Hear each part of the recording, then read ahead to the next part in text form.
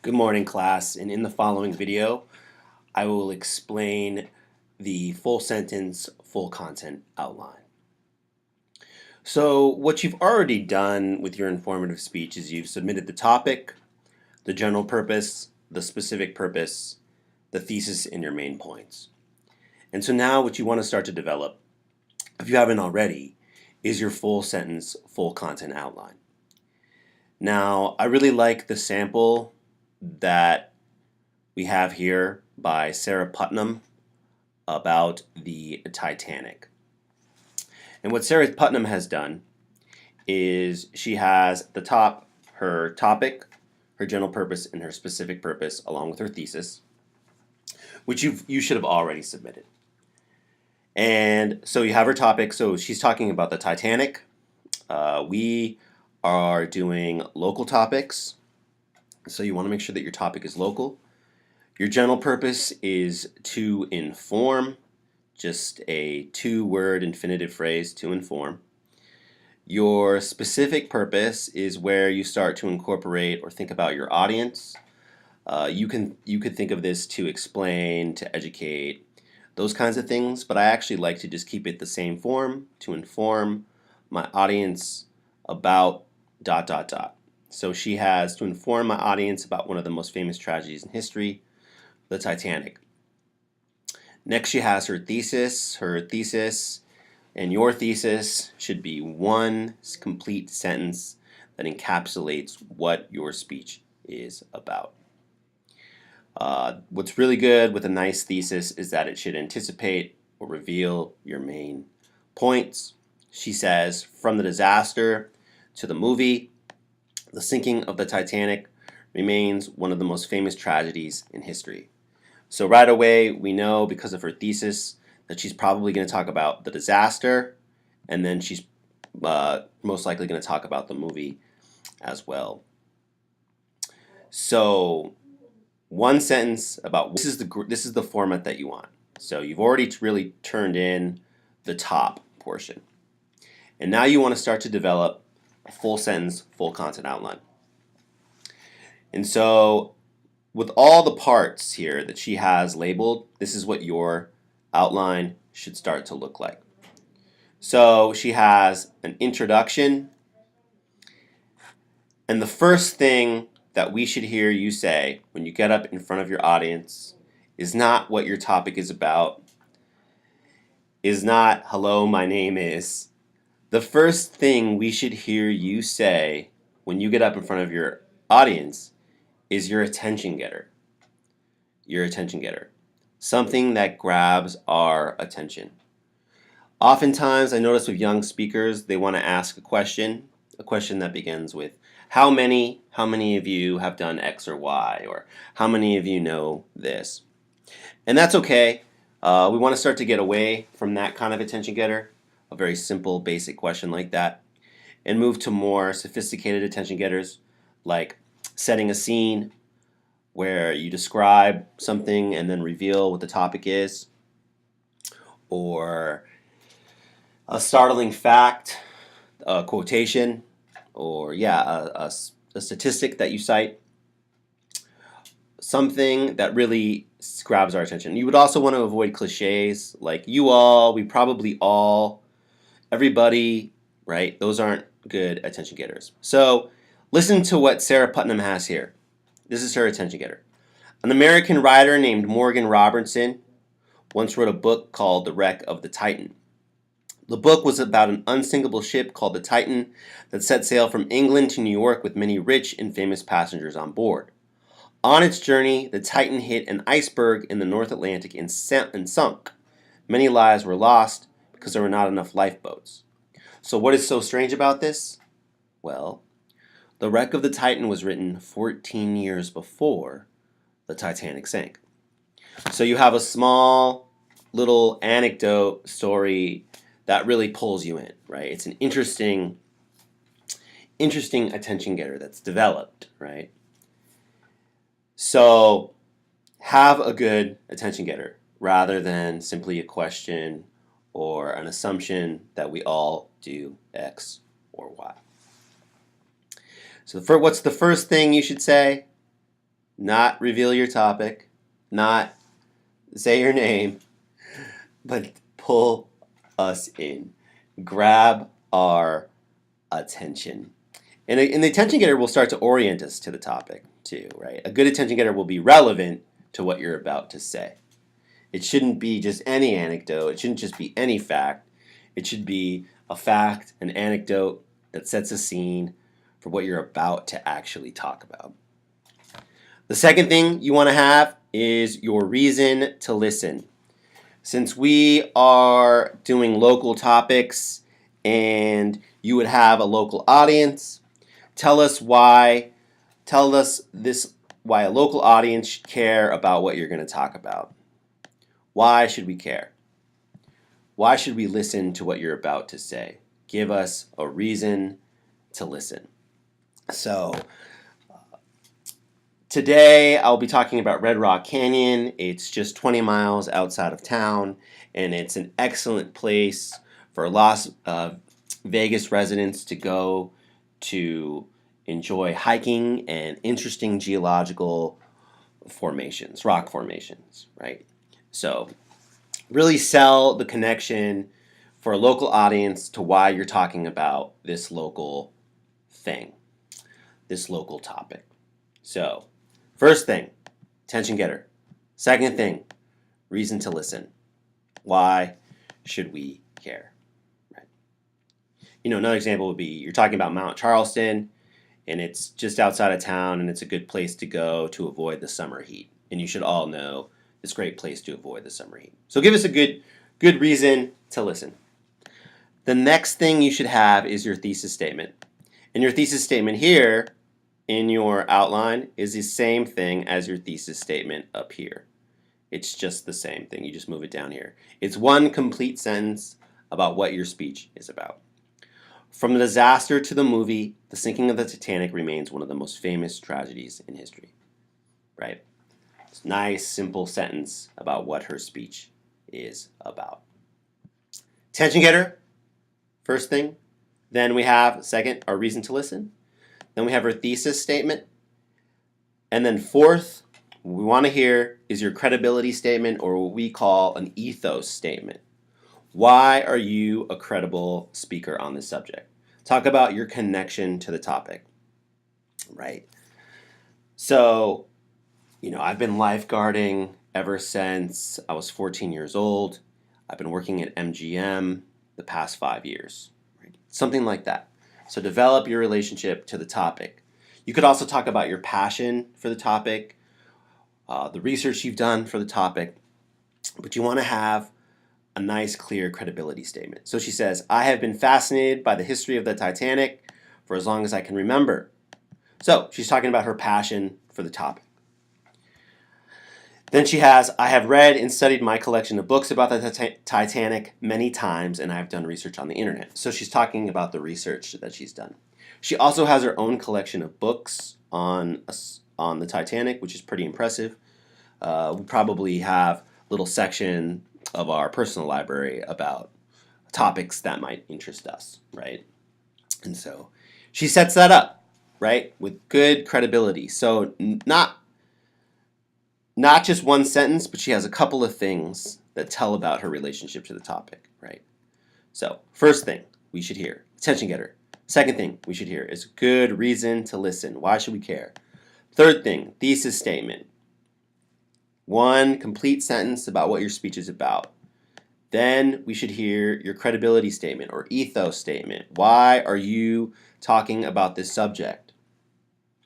And then the fifth thing we should hear is your preview of main points. Your preview of main points.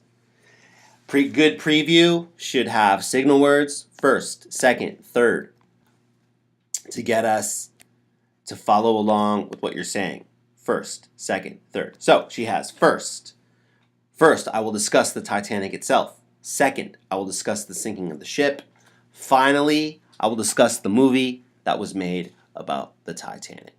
So a nice, clear preview of main points. For this speech, structure is really, really important. Really important. And so she has good structure. First, she's going to discuss the Titanic itself. Then she's going to discuss the sinking of the ship. And then she's going to discuss the movie that was made about the Titanic. Really good, clear signal words. Right. Okay. And that's what you want to do. In your introduction, what's the first thing you're going to have to do? Your attention getter. Second thing, reason to listen. Third thing, thesis. Fourth thing, ethos. And you end your introduction with the preview. First, I will talk about this. Second, I will talk about this. Third, I will talk about this, depending on how many main points you have. If it's 2, that's fine. That's fine as well. And we should see this on your outline. She also has really good formatting. So she goes Roman numeral to capital letters to the label of what that part of the speech is, underlined. So it's nice, clear, and labeled. What's her attention getter? We can see it right here, right? It's labeled. And then she has really good formatting, right? So we know that these chunks A and B are equivalent because they're aligned with each other, right?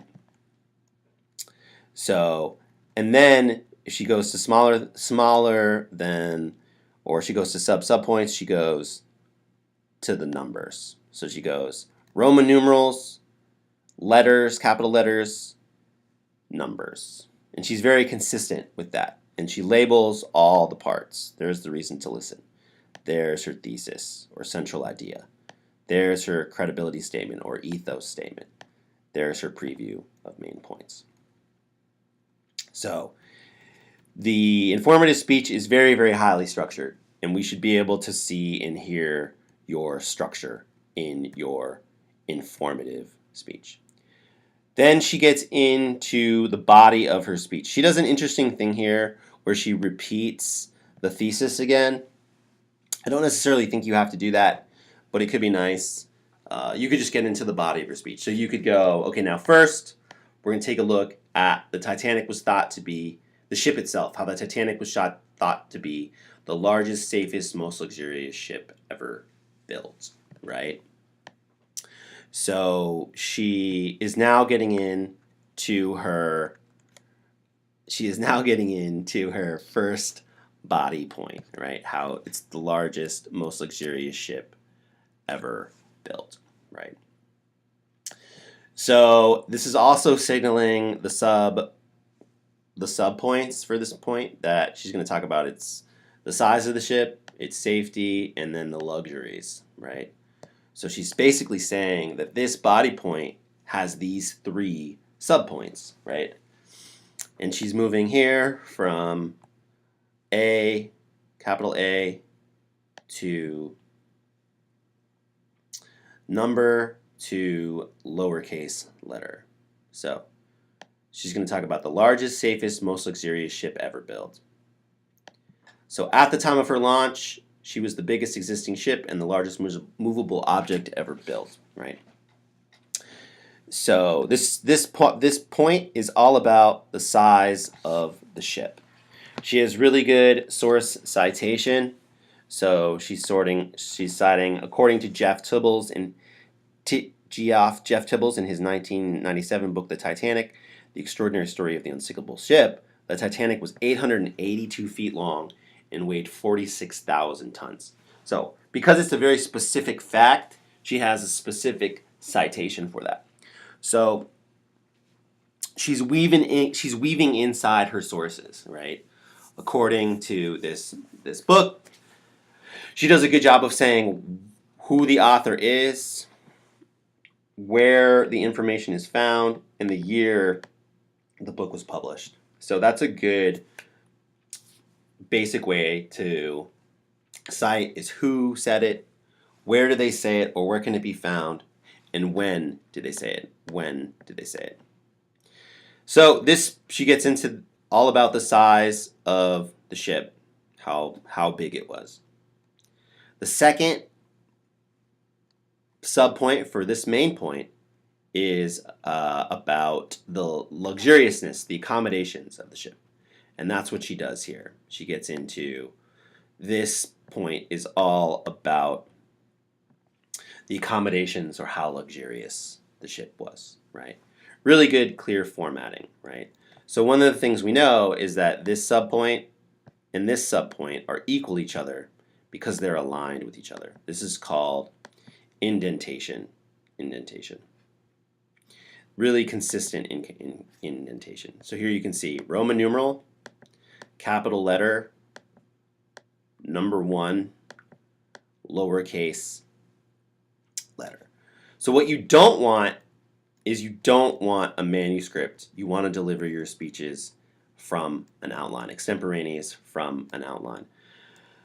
Particularly after you fashion this outline, you're going to put brief notes onto note cards rather than having your whole entire outline. But this is what you're working on as you're crafting your speeches, the full content, full sentence outline. So here she has another citation for how luxurious the ship is, citing Shipbuilders Magazine. According to a quotation from Shipbuilders Magazine that is included in, so it's a quote inside of a quote. That is included in Peter Thrush's 1992 book Titanic. Everything has been done in regard to the furniture and fittings to make the first class accommodations more than equal to that provided in the finest hotels on shore. Right? So this is a direct quote. She has it in quotations. It's a site within a site. So it was from Shipbuilders Magazine, but in Peter Thrush's 1992 book, The Titanic. Who said it? Where can it be found? When was it written? Right? You can find it in The Titanic. It's a quote from Shipbuilders. Peter Thrush is the author of the book, and it was a book written in 1992. So this is all about the luxuriousness of the Titanic. And then her third subpoint for main point 1 is how safe the ship was. So this will be all about how safe the ship was, right? And again, she has good subpoints, right? So main point 1. The Titanic was thought to be the largest, safest, most luxurious ship ever built. Then she moves through those points. And then she comes to her transition, right? So main point 1 is finished. Now she says, now that I've discussed the Titanic itself, I will now discuss the tragedy that occurred on the maiden voyage. So we want to be able to hear your transitions. Now that I've talked about this, I'd like to talk about this, right? The informative speech should be very highly structured and very clear. You should signpost, right? Signpost means tell us what's coming up, right? When you're driving along and you see a sign that says curvy roads ahead, you know to slow down. And the same is true for your audience. Let your audience know where we've been, where we're going, what this point coming up is structured like, right? So have good signposts. Clearly label your transitions on your full sentence outline. Now that I've talked about this, I'd like to talk about that. Make your transitions nice, clear, and obvious, and loud and clear. Right? So this is all about how the Titanic hit an iceberg, right? The tragedy that occurred. So she talked about the ship, now she's talking about the tragedy, right? She cites in here for the events that happened, that occurred. So she cites Walter Lord, Night to Remember from 1955. The Atlantic Ocean was like a polished plate glass on the night of April 14th, right? So she's really good at weaving in her sources. You want to have 3 moments like that, 3 moments of citation. Good development in her outline, not lots of subpoints to support her main points. So once she talks about the sinking of the ship and all the lives that were lost in this tragedy of the Titanic, she comes to her third point, her third and final point. So she labels it clearly. Now that I've talked about the history of the Titanic, now that we've learned about the history of the Titanic, I will discuss the movie that was made about it, right? Or now that we've taken a look at the ship itself and the tragedy, I will now discuss the movie, right? So this point is all about the movie, James Cameron's 1997 movie, The Titanic. She cites again about how successful the film was. Now this outline is a little bit too big and a little bit too much information for our speech, because our speech is only 5 to 7 minutes. So this is a level of detail and subpoints that you probably don't necessarily need to get into in a 5 to 7 minute speech. For our speech, I think just her first 2 points would be enough. This talking about the ship itself and then talking about the tragedy, which she's organized topically, right? Little subtopics related to her topic. Then she has her conclusion. What do we do at the end? We conclude. So you want to have a nice, clear review of main points. So you preview, you transition between points, and then you review. Today, I first discussed the Titanic itself. Second, I discussed the sinking of the ship. Finally, I discussed the movie that was made about the Titanic. So good, clear signal words. First, second, third, initially, first, finally, right? She labels the review of main points. Then she restates her thesis. From the disaster to the movie, the sinking of the Titanic remains one of the most famous tragedies in history. So you could restate your thesis a little bit differently if you want. It feels redundant to do it that way. But you definitely restate the central idea. And then she has close with impact. She calls closure, I call close with impact. Go out with a bang, right? This is your last chance to say anything on the topic. So her close with impact.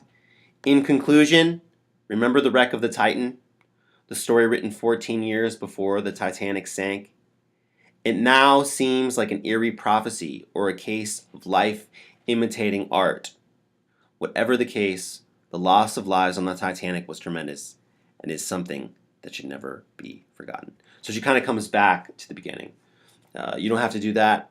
If you want to, you certainly can. It gives it a nice bookend. But she goes out with on a strong point, right? So in your conclusion, which you should clearly label conclusion, you're going to have review your main points. You're going to restate your thesis, and you're going to close with impact. Close with impact. If you go scroll down, you'll see her sources, which she's done APA, except MLA or APA, that's fine. But look how many sources she has. Lots of different sources that she cites throughout. If you don't use a source, it should not go in your works cited or your references. Only put in your works cited sources that you explicitly cite inside your speech. So you need to have 3 moments of citation, 3 different sources. She has 1, 2, 3, 4, 5, 6, 7. She has 7 sources, so it's a lot more than we necessarily need, but it's very well done. So I should see your sources down at the bottom. So this is what your full sentence, full content outline should look like. It should not be a manuscript, but an outline with good alignment, good consistent indentation, good subordination, meaning the points underneath are smaller and make sense to the points, to the larger chunks of the speech, introduction, body, conclusion, right? And I'd like to see you do this. Make sure to weave your sources inside the speech and to have good structure with a preview, review, and transition. So this is what you're working on. This is worth 40 points. And let me know if you need help on it or you're struggling with the formatting or any of that. Give me your questions as they come up. You're definitely going to have questions. And so please get in touch with me so we can work on it. So thank you so much for listening. I'm looking forward to all the informative speeches as they come in. And you now have a little bit more time if you need that time. And yeah, it should be great. It's great to hear about local topics. We live in this remarkable place, and so it's really fun to learn. Even if you've lived here your whole life, it's good to learn new tidbits of information.